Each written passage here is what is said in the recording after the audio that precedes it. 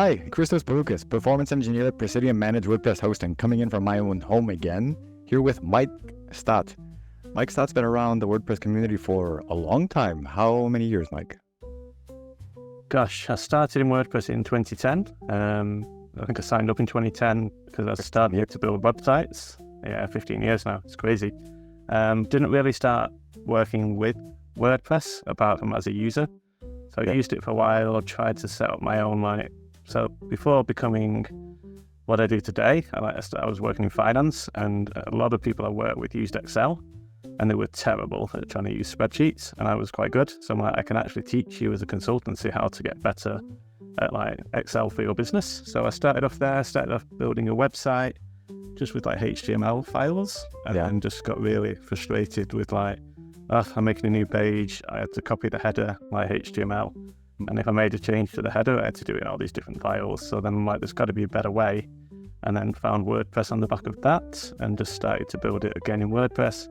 Got using it a fair bit, and just then wanted to do more, and just started to then taught myself how to build plugins, then themes for a little while, and then just from there built a CRM that later got acquired. And so I've not done any computer science degrees or anything like that. It's all been self-taught, and just from coming up with product ideas, listening to users, and building what they were asking to be built. That was probably my first product that was a success. And then on the back of that, we just listened for how to come up with an idea for CRM, and went from there. So yeah, 15 years. It's crazy. 15 years is a long time. In 2010, I came to Greece from Chicago, so I've been here for 15 years in April, the 22nd of April, actually. But yeah, that's a long time. You mentioned the CRM, you're talking about Zero BS CRM. That's probably what you used to be, and still are, really known for, inside and outside of WordPress. Let's just go straight into the first question. You ready? Sure. Yeah, I'm all ready.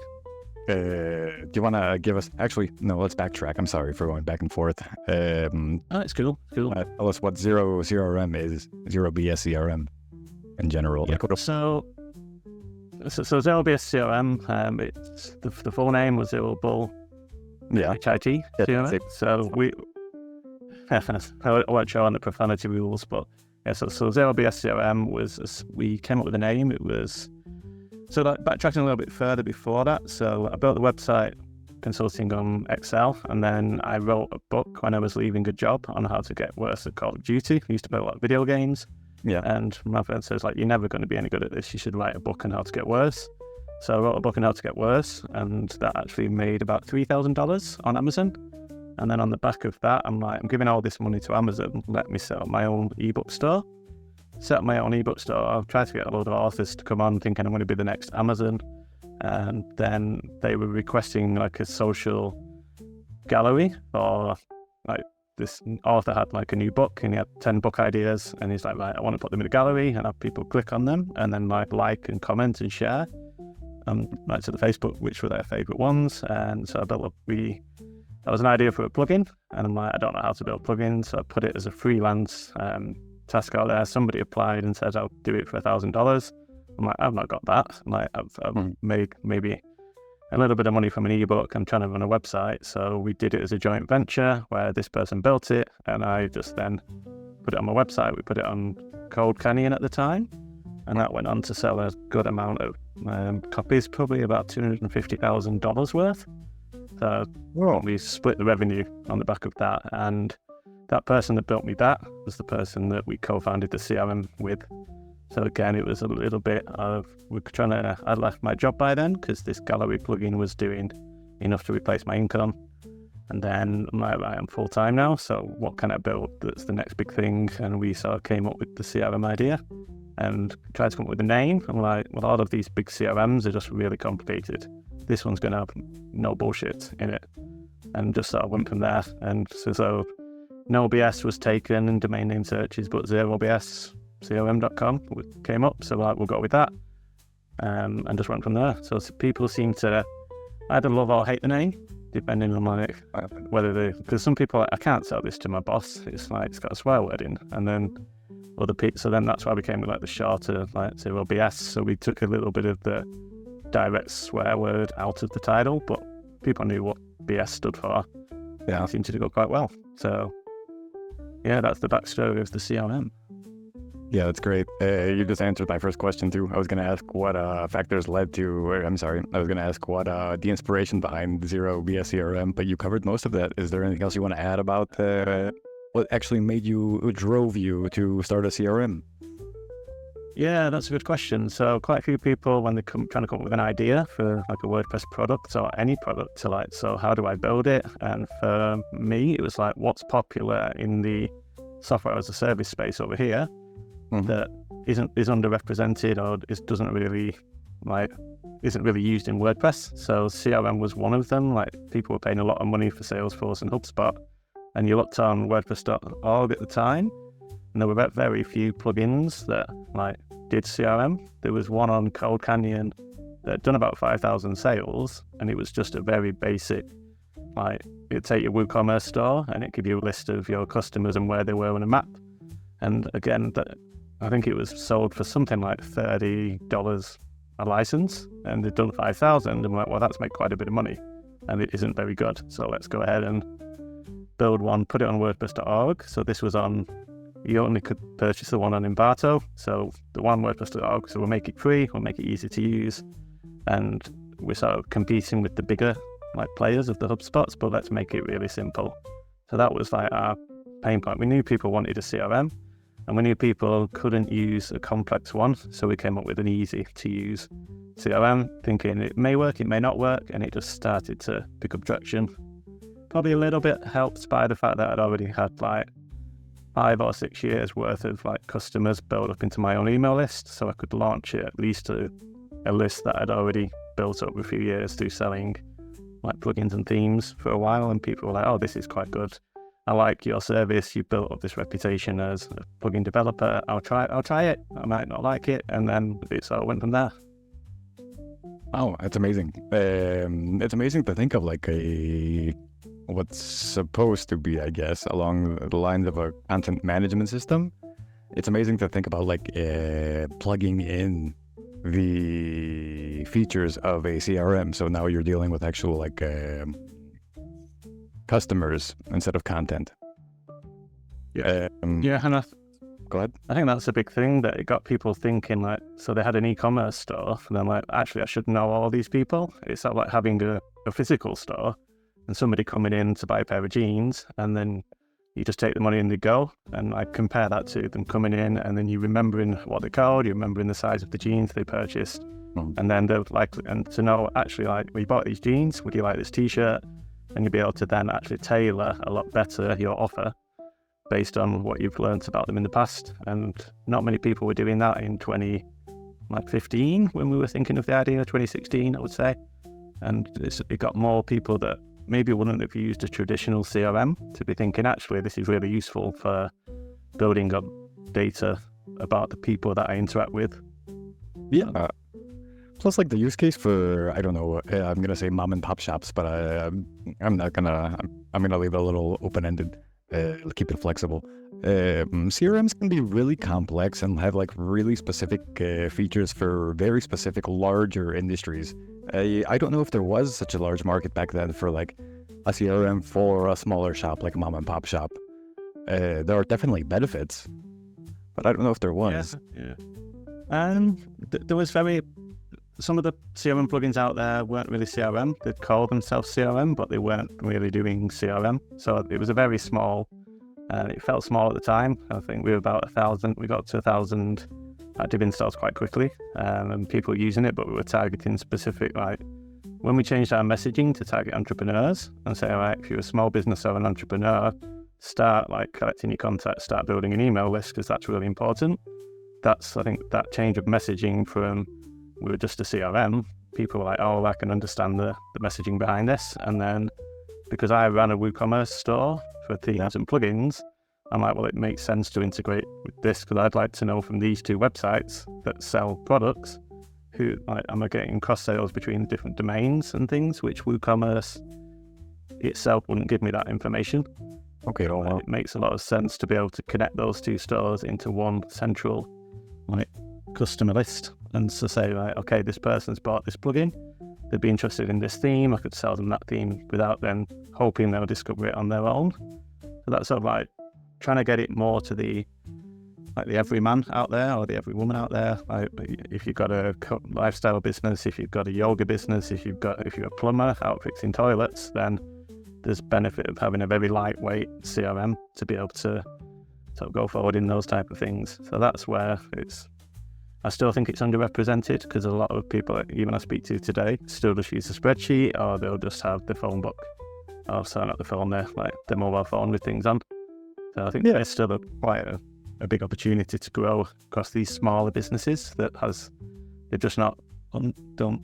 Some will know the value of a CRM, but the smaller ones will be like, I'm fine doing it in spreadsheets until it doesn't become fine, and then you're like, can't remember which sheet this was in, or I've put this on a different tab by mistake, etc., etc. Yeah. Okay. So there's no validation. There's definitely no automation. The automation has launched mom and pop shops or smaller businesses to the moon and back. Did you ever? So you ended up building this for WordPress and supplying it or exposing it as a plugin. Did you think it would blow up as it did? No, I don't think so. So we thought it was doing well. So before this, I'd probably built around, I don't know, I think I had about 27 WordPress plugins, and they all did a little bit of revenue. The gallery plugin was by far the most popular one before that, but then we got a lot of copycats coming out with the whole, it's easy just to replicate a gallery plugin. Where with the CRM, we built it as a set. It was the only products where we had a free core and then extensions. So for people to copy that would have been a lot more work. So they could have forked the core, but then the extensions, I think we had them in a slightly different setup, that it was harder for them just to copy and do what they needed to do at the time with the extensions, because every extension we built, they could just copy it and add it, but then it doesn't really, people stick with the original developers. So it was the only plugin that we had that extendability, and we could price it higher as well than the plugins at the time. I was putting them up for about anywhere between $9 and $15 for a year, and this was, and it still is, $200 a year. So it's a lot. A single purchase for somebody with a business that wants a CRM, $200 a year was really cheap. But for us as plugin developers, it was every sale that we got, we're like, oh, that's really good. It's a high value AR. Average revenue per user for us was about $250 is the AR average revenue per user, because some will buy the reseller, some will buy the cheaper extensions, but it's still quite healthy. You can put a good amount of marketing in to acquire a customer if you're getting that type of long lifetime value coming through. Yeah, definitely. I mean, at the end of the day, it's not a lot of money. They were talking about 20 bucks a month. Help you run your business more efficiently and introduce flexibility and automation, and actually knowing what your customers do, and not having to do with Excel files, spreadsheets all over the place. It's amazing. So you ended up building it. It ended up going well. It's pretty flexible too at this point, with all the extensions that you guys made available. And then the big thing happened. It got acquired by Automattic. It did, yeah, and that was a little bit out of the blue. So with Automattic acquisitions, a lot of people will reach out to Automattic and say, look, I'm looking to exit. It was the other way around with us. We got an email from somebody from Automattic saying, it was just a very short email saying greetings from Automattic, and we're just like, oh, okay. But it sort of even predates this a little bit further. In a thing we were trying to do to grow it in 2018 was we just sponsored as many WordCamps as we could to sort of get our brand out there, to get the awareness across all the attendees. And we sponsored WordCamp US in 2018, and Matt noticed us there and pinged us about one of our FAQs that wasn't quite right. So we're like, don't worry, we'll fix that straight away, we'll sort that up. And then the head of design at the time was a user of the CRM, and we didn't know that. It was just a normal person who emailed us from at design.co or whatever its domain was, and we just dealt with him the same way. And he was like, this is the best supported CRM. It's the best, like it's by far the best in class. And then he sort of shepherded us into into Automattic. And I think it was on the back of him being a user that the sort of acquisition team reached out to us to explore initially just partnerships, because they didn't come out straight out the bat saying we want to acquire you. It was, let's have a chat about what your product is. And then as we sort of learned about what Automattic were trying to do and what we were trying to do, it seems to be more and more of a better fit to sort of join forces that way. That's awesome. So like all those factors led to the acquisition, and they actually they came after you in a sense, and they actually not only knew you and the product, but used the product as well. Yeah. So like when you get a customer support ticket, it could be like, there was no indication of who this person was, like from his email, and unless we were going like prospecting, searching every email that we got a ticket for on Google to try and find out who they were, which we just were doing.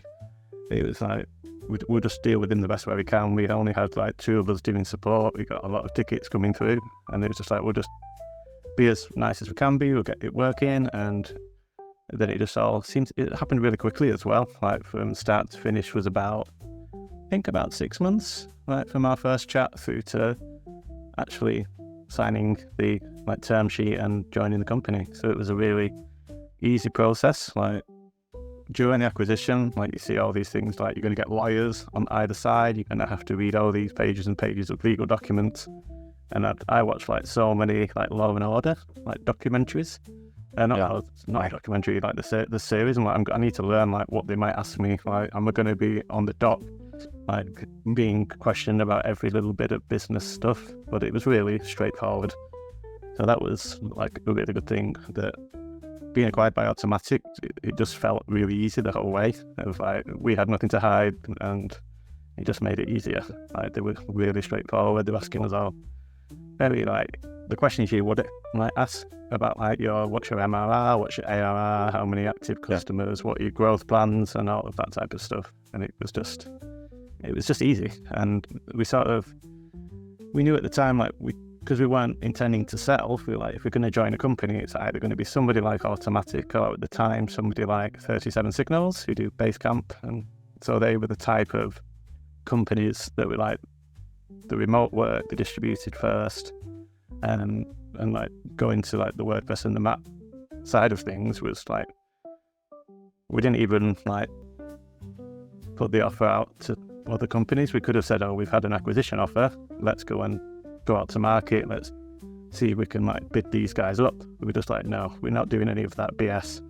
So it just seemed the right fit, and that's why we went with Automattic. And yeah, it's interesting for 2 people trying to do it. Like going in as an acquisition, it can be a bit scary, but it just felt right, and it was easy the whole way. So it was good. Yeah, I mean, definitely, it makes perfect sense for it to be totally scary. You were just 2 fellas. You ended up finding the other person as a freelancer to help you build another product, and that ended up building the Zero BS CRM that got acquired, that turned into Jetpack CRM, and it worked. Yeah.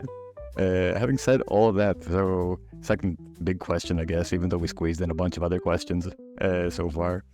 You've had the Epic plugins thing under your belt, the Epic themes thing, then came the Arrow, chronologically, I'm not sure about this, but then you had the Zero BS CRM that turned into Jetpack CRM, and they're 2 different, like, totally different things, right? Dealing with themes and plugins, and just plugins that do specific tasks on a website, as opposed to actually having the features for I'd say, pretty full-blown CRM with all the extensions. My question is, what are the biggest lessons you've learned from like running all these different kinds of products? Because you've got SaaS going on, and you've got themes, you've got plugins. So none of them's a SaaS really. Like if you stop paying for CRM, you can still use the extensions. They just won't get updated. So there's nothing that's will shut down if you stop paying.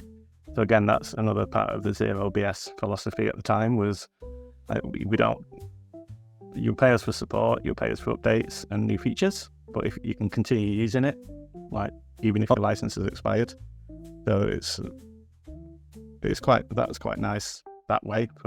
I think quite a few others do that as well. Some plugins will sort of shut you down a little bit and say you're out of date and we're going to close off these features. But again, for smaller businesses that just may come back a few years later, they'll remember, I've still got these extensions.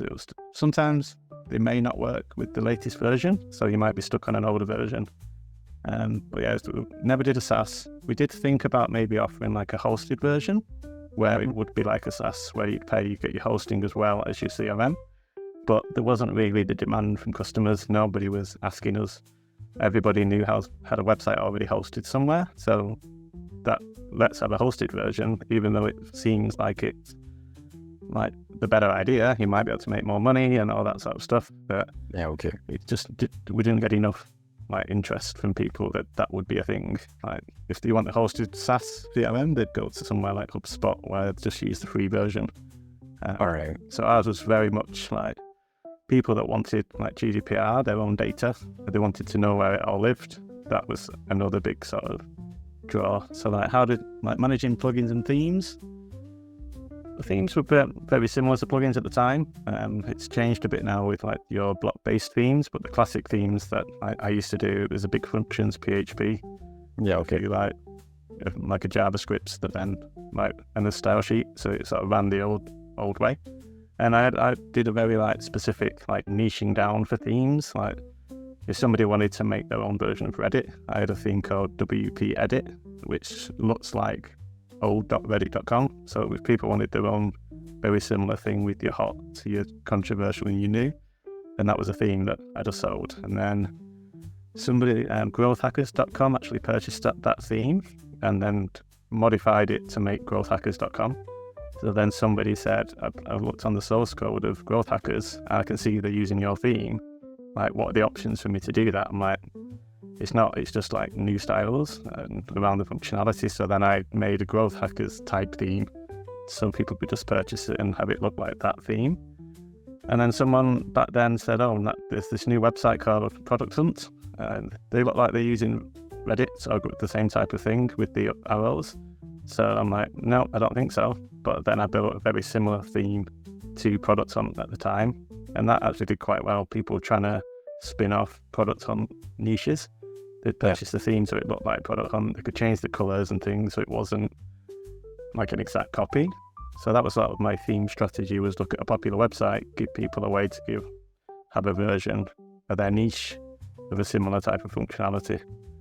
So trying to like follow the development of Product Hunt, like it started doing all this extra stuff, and then people that have bought the theme were like, well, can the theme do all this stuff? I'm like, not for $79 a year. Like, I can't build a Product Hunt theme that does all of this extra stuff.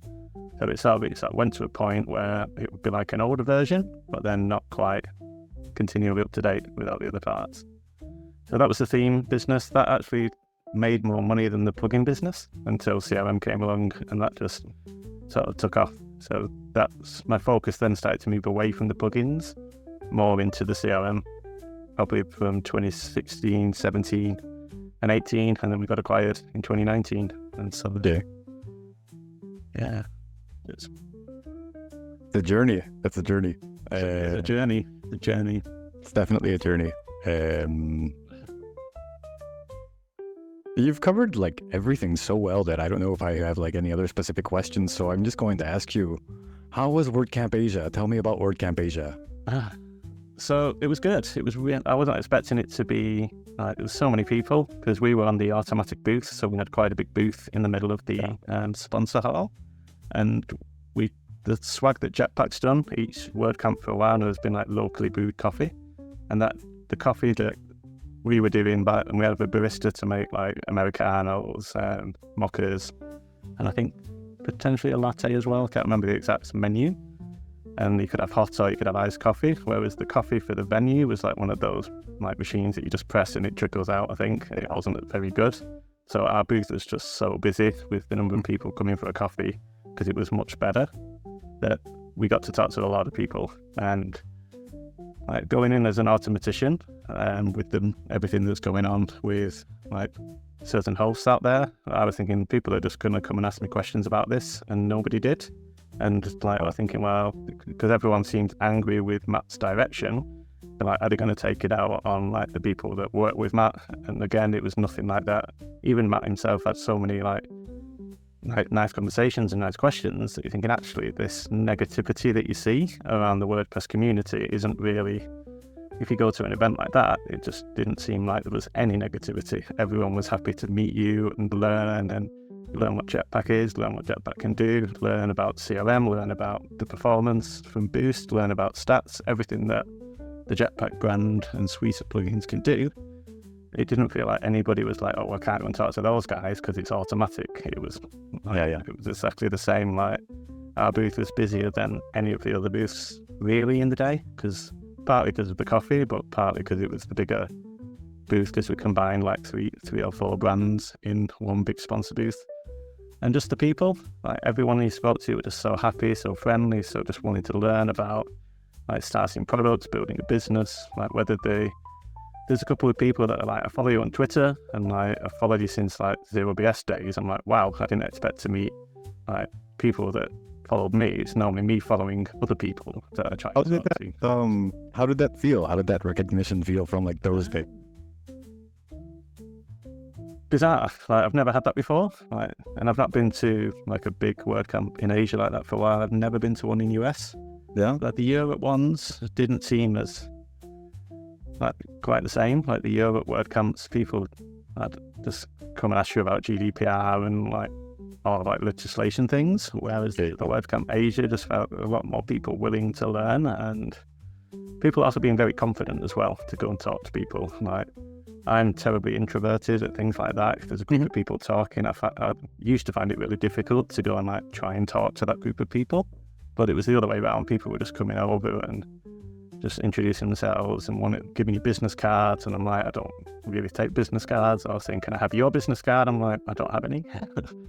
So that sort of thing it just seemed a really nice vibe and a happy place that sort of it's, for me anyway, it's sort of like reignited the passion for like teaching more and getting out more and talking about like building products, like how would you come up with your idea, because a few people are running big agencies. And just saying like, I want to learn how to go into products. I've got an agency, how do I know products are risky? But I'm like, well, not if you talk to all your agency clients and listen to what they're sort of struggling with. That's what sort of we did with CRM. We knew a few people that were like running their own business that were just, like I say, sheets of paper or spreadsheets and just missing out on sending quotes to get new business. And that's where we sort of found that gap in the markets. And so if you've got an agency and you're like, I've got hundreds of clients that you do work for, talk to them about what they're struggling with. Don't just build them a website or improve the speed. Say, well, what else would you wish your website could do? And then maybe build a product that you could then sell on the back of that. And it's a lot easier now with AI to just go and get that first version of your product out. I've built a plugin that's created a whole new area of my personal website, and it's probably about 50 plus templates of like, so how do you send better code emails? And that's what I did. Oh, it was a plugin. The data was from AI, the structure, all the custom posts and plugins and design was like Tailwind, and just AI did it all. And I just sort of worked with it to get it looking how I wanted it to get in design and functionality, and did some little tweaks. But that would have taken me, that was like a theme in itself. It would have taken me a lot of time to build that like 5 years ago, but I did it in like 2 days, and it looks good. It's got a lot of information, and it's starting to like be useful for people. If anyone sends me a cold email, I'll reply back and say, maybe try your next email this way, and you might get a bit more like responses. That's great. But yeah. Marketing to the cold marketing. Yes. Yeah, it does help. It's one sometimes produces a pretty good outcome. But that's great about vanilla. I forgot to mention the coffee. I think I saw a post from Michelle with a latte in her hand, so you had to have latte with the little lid cups and everything. Yeah, it was really, really busy. It was just quite hard to talk to people because the way the queue went away from like the Jetpack corner, they were coming for Jetpack coffee, but queuing all the way down to like the other side of the booth. And then you're talking to them about like performance, and they're like, "Oh, can I see a demo with Boost?" And you're like, "Well, our computer's in that way." So then they were like, "Well, I'm in the middle of a really big queue, so I can't leave to go and get a coffee to come and see a demo. I'm going to lose my spot in the queue." So it was a little bit. Maybe there's a better way to structure that in future so that you can show them things. Yeah, okay. While they're waiting. But it was nice. It got a lot of people, a lot of footfall. But it was. I could see the socializing. I could see like the socializing happening in the line too. You know, social smokers standing outside the place smoking, especially in the UK and London. Same thing, same aspect probably happened there in the line. Yeah, so there's a few like talks between the people in the queue, but then if you're trying to like find out what they felt about Jetpack, you felt a little bit like, I'm gonna have to just, when you've had your coffee, come and say hi. Just a little bit, and some people then just they had a talk to go to, or they were just getting a coffee in between things. Yeah, okay, that makes sense too. Well, we're running a little short on time. Is there anything else you want to add? No, I don't think so. So presuming you put like links to Twitter and things below, so people can follow me if they want to, ask me any more questions. So yeah, any other questions, we can just follow up later if you want. Yeah, we're happy to talk. We could probably do something. I'd love to do something again. I was just gonna ask where people can find you, but you answered that already too. So I'll make sure to. Go ahead. So I'm on Twitter at Mike Stott WP, and my website's just mikestott.me. So it's nice and easy. And yeah, I do a newsletter once a week about creating content that helps convert more people to be a customer of your business. So different tactics, different adverts that do well, and like useful videos if you're in the creator economy trying to grow your audience, like what type of videos have I enjoyed like in the past week. So that's pretty much me, and day to day I'm building CRM at Automattic. So anything contact relations side, again, just reach out on Twitter. I'm more than happy to help. Cool. I'm probably gonna opt into the content creating stuff myself. Cool.